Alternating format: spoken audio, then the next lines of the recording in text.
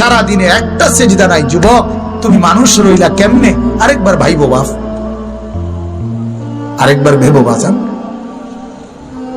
তুমি আর জানোয়ারের মধ্যে কোনো তফাত আছে কিনা আরেকবার দেখো বাজান। কুত্তার দিকে একবার চাইও বাপ, তোমার সাথে তফাত দেখা যায় কোনো কিছুতে? একটু দেখো বাপ। শুয়োরের সাথে একটু দেখো বাপ,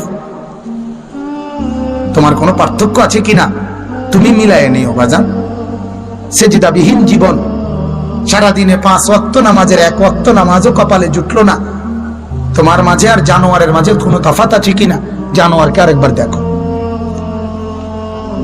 দেখে মিলাও, দেখে মিলাও, দেখে মিলাও।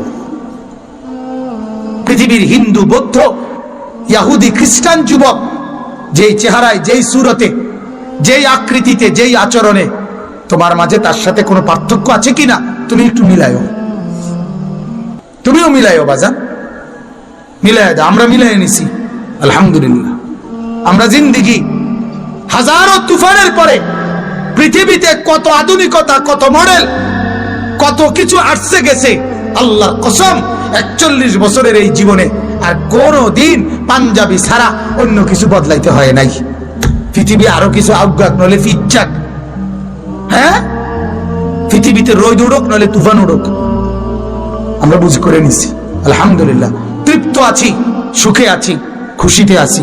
আল্লাহর গোলামি, রাসূলের সুন্নতের ইত্তেবা, এর মধ্যে যেই তৃপ্তি আছে, যে সুখ আছে, গোটা পৃথিবীর কোন নাফরমানের কাছে ওই সুখ নাই।